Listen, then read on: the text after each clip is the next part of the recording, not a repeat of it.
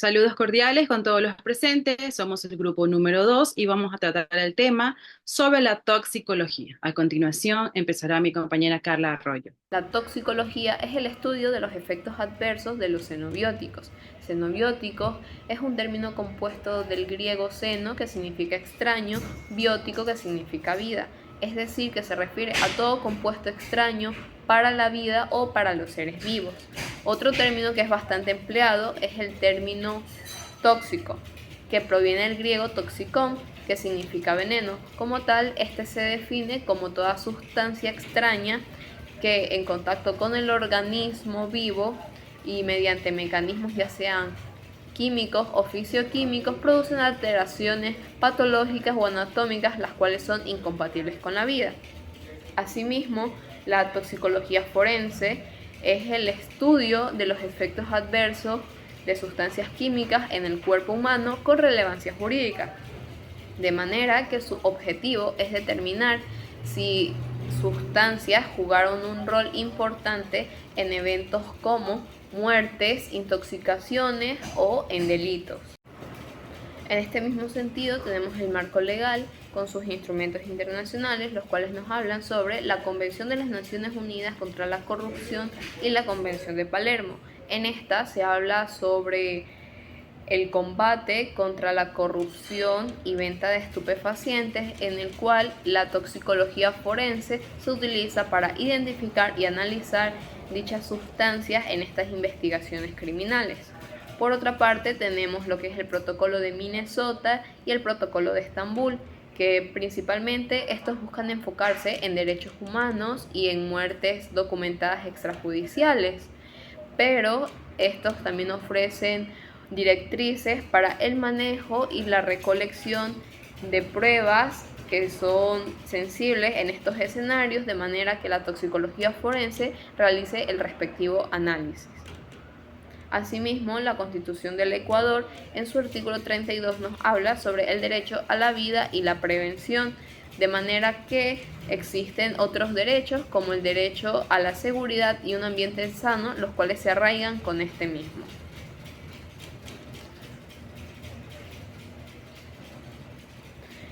Y finalmente tenemos el Código Orgánico Integral Penal, en el cual nos hablan sobre aquellos delitos que están relacionados con sustancias psicotrópicas y estupefacientes, que tenemos los artículos 219 con la producción ilícita de sustancias catalogadas y sujetas a fiscalización, el artículo 220 con el tráfico ilícito de esta sustancia, el artículo 223 con el suministro de sustancias mediante engaños o violencia.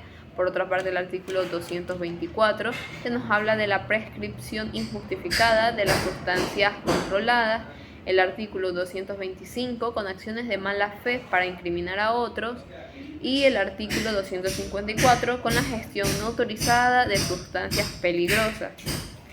En temas siguientes que abarcarán mis compañeros, tenemos los artículos 385 y 384 con la conducción bajo efectos de alcohol y drogas, y por otra parte las reglas de manejo de pruebas y cadena de custodia en su artículo 463.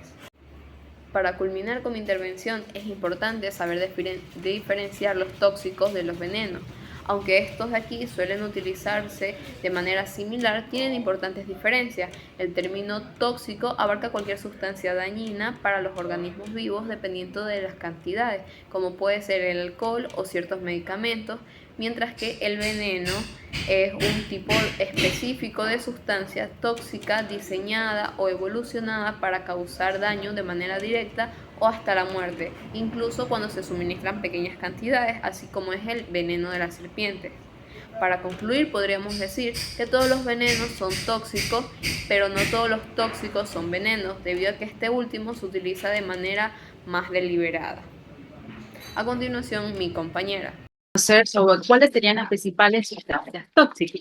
Podemos definirlas que aparecen en el ámbito forense tanto en envenenamiento como en intoxicación. Estas sustancias, estas sustancias pueden ser inhaladas, asimismo puede ser por medio de digestión o por contacto dérmico. Estas pueden estar presentes en varias formas, que estas pueden ser por gases, por líquidos o por sólidos. Ahora voy a dar a conocer un poco de cuáles son estas sustancias tóxicas principales que las podemos encontrar en el ámbito forense. Este podría ser el monóxido de carbono, que este es un tóxico que no tiene olor, ni color ni sabor. Y estas principalmente, por ejemplo, se pueden dar ejemplos de que han existido en el ámbito, por ejemplo, cuando se quedan encerrados en los carros, cuando hay el invierno en países fríos, pues también existe envenenamiento por la inhalación de este monóxido de carbono. Aquí también está el etanol, el cianuro, los pesticidas, los metales pesados, los medicamentos de prescripción, que eso también puede ser considerada tóxicas cuando ya son consumidas de forma exagerada, ¿no? Podemos dar el ejemplo que el paracetamol también cuando no se lo medica correctamente, también puede causar una intoxicación. También las sustancias industriales solventes. Ahora vamos a hablar un poco sobre cuáles son las drogas. La siguiente diapositiva, por favor.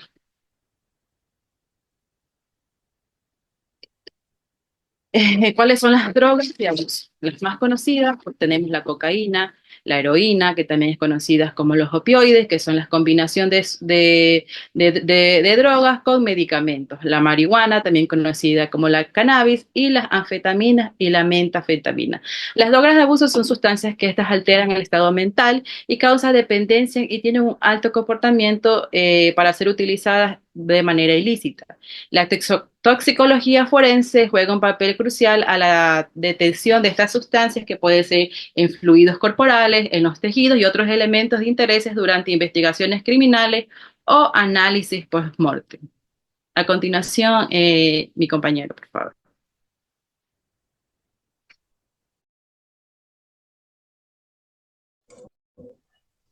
Yo les voy a hablar sobre lo que es el alcohol y la siniestralidad. El alcohol pertenece a los tóxicos volátiles y en términos químicos es un compuesto orgánico que contiene uno o más grupos de hidróxilo unidos al carbono saturado. En el contexto del consumo humano, el término generalmente se refiere a la sustancia del etanol, una sustancia psicoactiva y depresora del sistema nervioso central.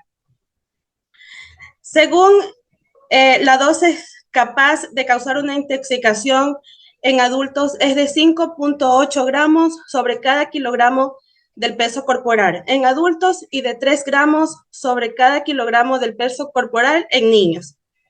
Por lo general, el alcohólico crónico desarrolla una considerable tolerancia al etanol. ¿Qué nos dice la toxicocinética acerca del etanol? Esta nos indica que el alcohol se absorbe de manera, se puede ingerir y se puede también inhalar. Y el 80% a través del intestino delgado. En adultos sanos, la absorción del 80 a 90% del etanol se lleva a cabo entre 30 a 60 minutos. ¿Cómo se distribuye el etanol dentro del organismo humano? Este se distribuye a través de los tejidos, de acuerdo con la concentración de agua de estos mismos, y penetra la barrera hematoencefálica y la placenta. ¿Cómo se elimina el alcohol del organismo? Pues el 90% es transformado en dióxido de carbono y agua, y el restante es eliminado como etanol a través del riñón y pulmón. Existen 3 intoxicaciones al momento de que el ser humano ingiere lo que es el alcohol, como lo que es la intoxicación aguda. Esta inicialmente produce euforia que progresa con inhibiciones con anormalidad del comportamiento. Es decir, al llegar al cerebro, este se riega por el cuerpo y por lo general el ser humano comienza a tener comportamientos que no son usuales a él. La intoxicación crónica, se presenta como una enfermedad progresiva, es decir, esta intoxicación crónica ya se da en los humanos que ya consumen con más a menudo lo que es el etanol. Y esta está caracterizada por una dependencia patológica, cuyas consecuencias van desde el deterioro mental, alteración del juicio, en ciertos casos pueden verse destruidos y descuidados. En ciertas personas les hace bajar de peso y en otras personas pueden en cambio llegar a una obesidad y a raíz de esto también tener daños cardíacos. La intoxicación patológica también, esta ya se la considera una ebriedad complicada por una conducta compulsiva, furiosa, desorganizada.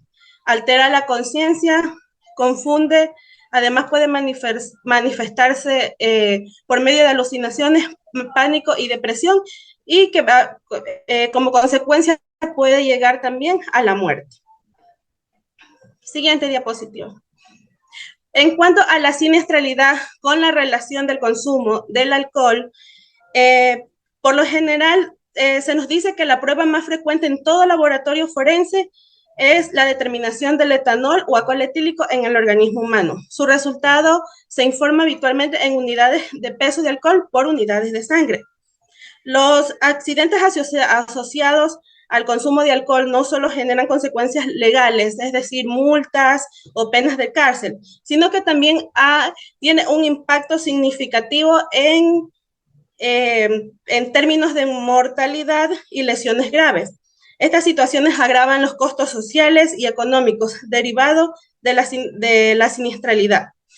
En nuestro país, en el periodo de enero a marzo, se registraron 4.678 víctimas, en los cuales 89.53% fueron lesionados y el 10.47% fueron fallecidos por consecuencia de manejar en estado de ebriedad. En Estados Unidos se considera que el 40-50% de los accidentes mortales presentan alcoholemias superiores a los 100 gramos por cada 100 kilogramos de peso del cuerpo humano. Además, lo que es el consumo del etanol también está asociado con el 67% de asfixias, 70% de muertes en los incendios, 67% de homicidios y 35% de suicidios.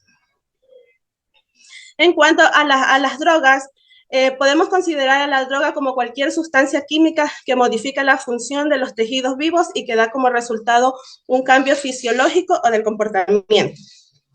La toxicocinética de lo que es la droga, de cómo ingresa al cuerpo y cómo se va eliminando, esta también tiene una absorción que puede ser por inhalación, ingestión o fumado. Se distribuye de igual manera que el alcohol a la barrera hematoencefálica y se elimina por la colinesterasa de la sangre. La intoxicación se presenta como 3 estimulaciones, en lo cual la estimulación temprana, esta de aquí causa lo que es euforia, excitación, vómito y mareo. La estimulación avanzada ocasiona convulsiones y disminución de conciencia, entre otras consecuencias. Y la tercera intoxicación, que ya se la considera lo que es una depresión, puede terminar con parálisis muscular en la coma y como consecuencia final también la muerte. El consumo de ciertas sustancias psicoactivas como estimulantes y alucinógenos puede desencadenar agresividad, paranoia, pérdida de control, facilitando la comisión de actos violentos. Esto incluye violencia interpersonal y doméstica. A continuación, mi compañero. Muchas gracias. Yo les voy a hablar acerca de lo que es la recolección de las muestras biológicas y el manejo de la custodia en la toxicología forense. Siguiente diapositiva. Para para entrar con mejor manera en este término, vamos a hacer un breve recordatorio de lo que nos dice el COIP acerca de la Fiscalía y de la cadena de custodia. Principalmente que la Fiscalía es un órgano que tanto en materia procesal como procesal penal es la que organiza y dirige el Sistema Especializado Integral de Investigación de Medicina Legal y Ciencias Forenses, las cuales son las que prestan este servicio y apoyo en las investigaciones para la Administración de Justicia. Y lo que nos dice la cadena de custodia es que es todo material que se encuentre como elemento en el momento de un caso. Se dice que esto es un registro se debe tener un registro detallado de las condiciones de las personas involucradas y los cambios durante su recolección, envío y manejo, además de que ésta inicia en el lugar donde se encuentra y se recogen los elementos probatorios hasta que se dé la orden por autoridad competente. Pero para ir más complejo, siguiente diapositiva, por favor. ¿Cómo inicia este manejo de la custodia? inicia, tal como se mencionó, a través de que la fiscalía da esta orden. ¿Y de qué forma? Cuando se presenta un caso, la fiscalía genera un oficio de solicitud de pericia, en la cual se da este comienzo de la investigación para la recolección de estas muestras.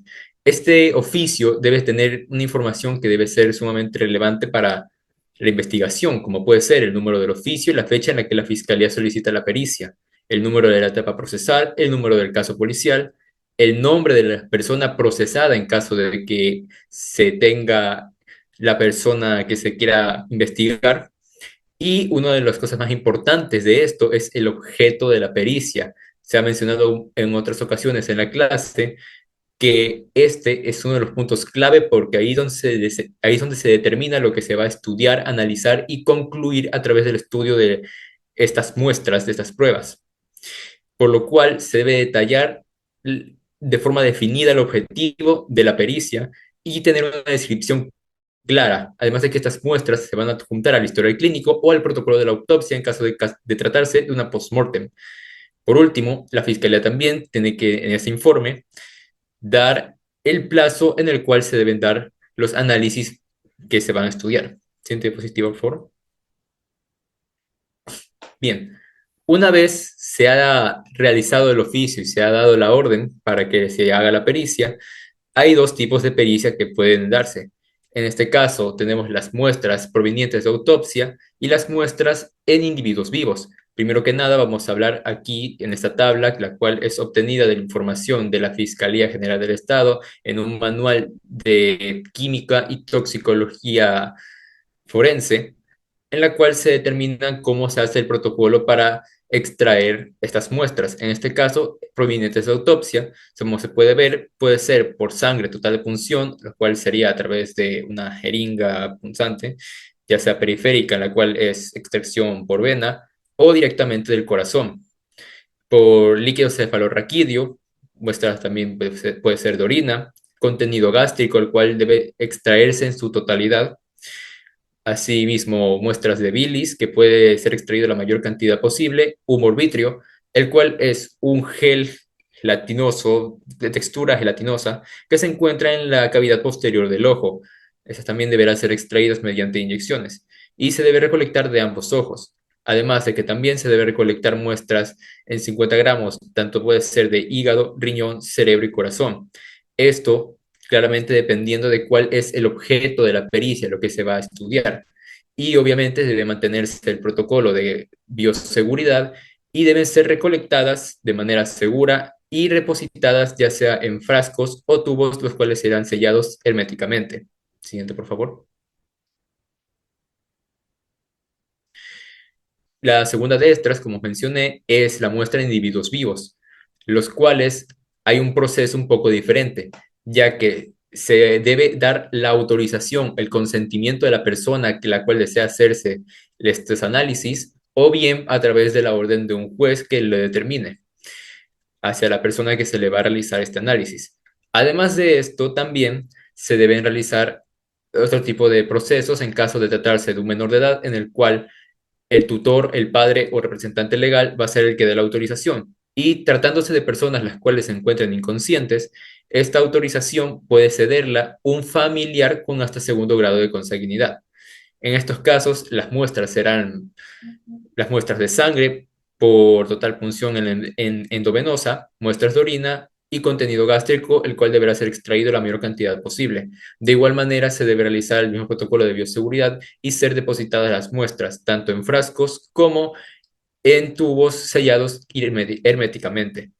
¿Tienes diapositiva? La última de estas etapas, llega a ser ya se dice que las muestras deben ser acompañadas por la documentación correspondiente. En este caso, deben ser, deben estar debidamente embaladas, en las cuales pueden ser tanto papel absorbente como fundas plásticas para evitar el derrame y pérdida, que las muestras deben estar rotuladas con una letra legible y con una tinta indeleble, que deberán estar tal cual como se depositan, selladas herméticamente, y así deben llegar hasta el momento de hacerse los análisis.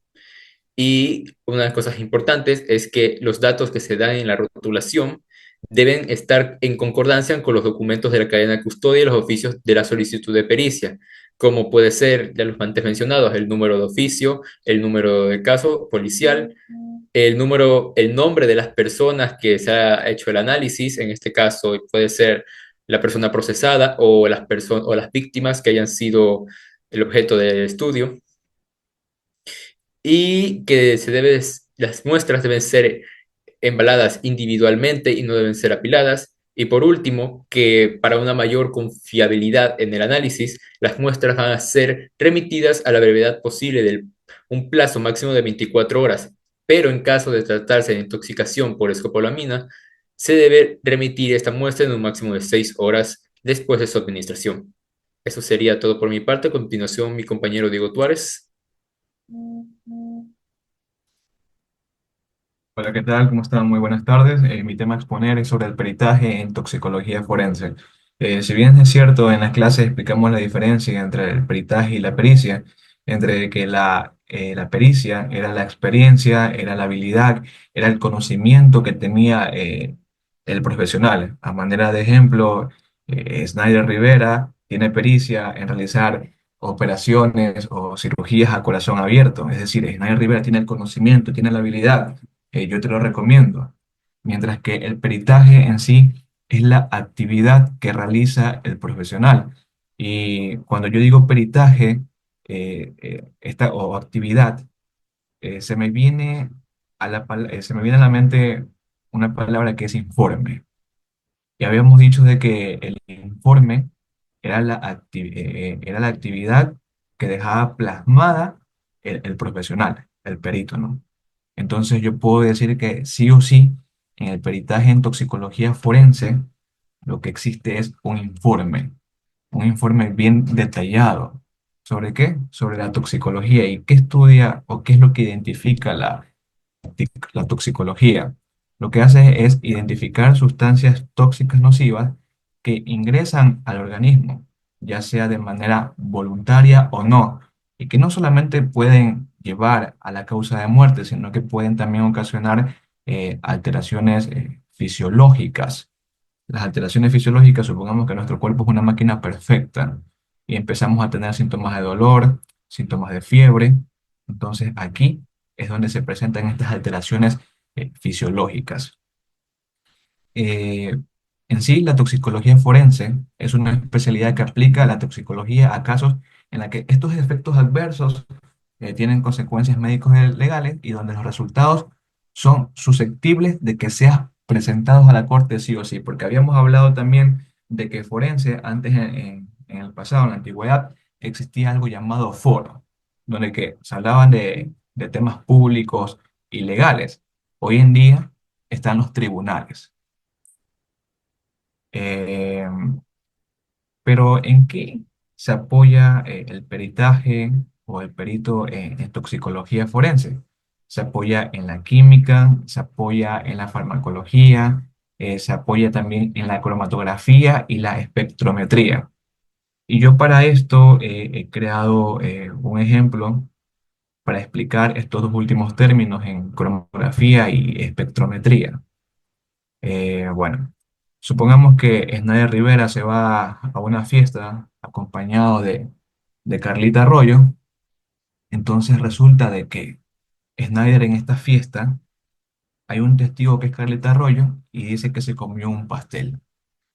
Snyder empieza a tener alteraciones fisiológicas en la que empieza a sudar, tiene un gran dolor en el estómago, llega la ambulancia y lo llevan al hospital. Carlita Arroyo se entera de que Snyder Rivera murió de camino al hospital y ella jura y asegura de que el pastel fue que lo mató. La cromatografía es como una carrera de obstáculos en la que cada ingrediente tiene un peso diferente. Los ingredientes como qué. ¿Qué tiene un pastel? Tiene chocolate, tiene huevo, tiene harina, tiene azúcar.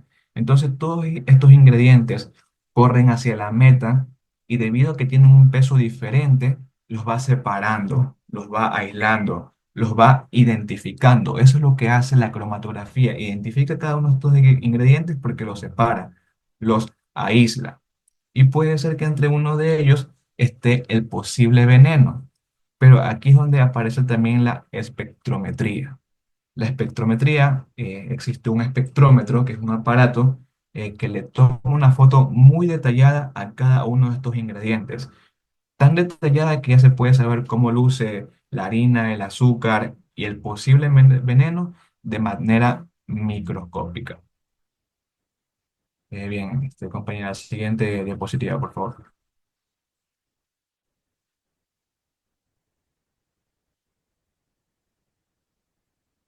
La importancia de la toxicología o del peritaje en toxicología forense radica, primero, como dije, pues, esclarecer las causas de muerte o también así mismo por qué existen las alteraciones fisiológicas en la persona, ¿no? Establecer la responsabilidad penal, ya que, como dije, esto también es susceptible de que esta investigación o esta identificación de sustancias nocivas sean presentadas ante los tribunales. Evaluar asimismo la capacidad de una persona, ¿no? Como dije anteriormente, pues puede tener alteraciones fisiológicas en la que puede alterar en sí la toma de decisiones o generar impulsos. Entonces, esta información es relevante en casos de violencia doméstica, custodia de menores o accidentes laborales y identificar cuál fue la razón en la que el individuo actuó de esta manera porque posiblemente se encontraba bajo sustancias y asimismo también apoyar a la defensa de un acusado.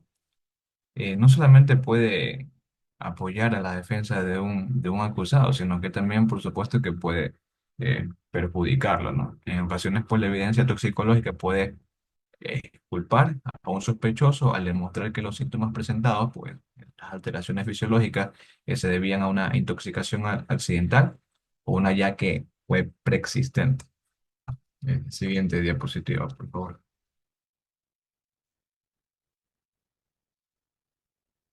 Por último, también quiero decir algunos artículos en donde encontré la base legal, porque también hay un manual de toxicología forense en el Ecuador, en la que aquí incluso pues se señala estos artículos del Código Orgánico Integral Penal, en la que el artículo 462 del COIP redacta lo siguiente, que aunque se centra, dice aquí, en la exhumación, este artículo pues también menciona sobre la participación de peritos médicos legistas.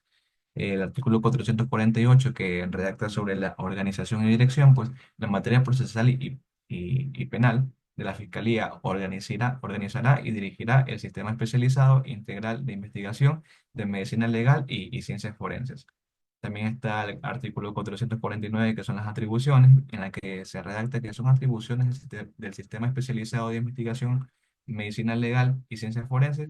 Numeral 9 cumplir las órdenes que les imparta la o el fiscal o la del juzgador. El número 11 pues mantener actualizadas las bases de datos de información y llevar un sistema estadístico de investigación del delito. El número 12 pues también solicitar a la o el fiscal la autorización judicial para la práctica de diligencias investigativas. Siguiente diapositiva, por favor. También está el artículo 456 que se redacta sobre la cadena de custodia, en la que dice que se aplicará la cadena de custodia a los elementos físicos o contenido digital en materia de prueba para garantizar su autenticidad. Y el artículo 458 que redacta sobre la preservación de la escena de hechos o inicios, en la que la o el servidor público que intervenga o tome contacto con la escena del hecho e indicios será el responsable de su preservación hasta contar con la presencia del personal especializado. Entonces, como resumen, yo puedo decir que el peritaje en toxicología forense es un puente que identifica primero estas sustancias tóxicos nocivas que ingresan al organismo, ya sea bajo voluntad o no del individuo, y que este informe se obtiene mediante el profesional y es entregado hacia la justicia. Eso es todo por mi parte, compañeros. Muchas gracias. Saludos cordiales con todos los presentes. Somos el grupo número 2 y vamos a tratar el tema sobre la toxicología. A continuación empezará mi compañera Carla Arroyo.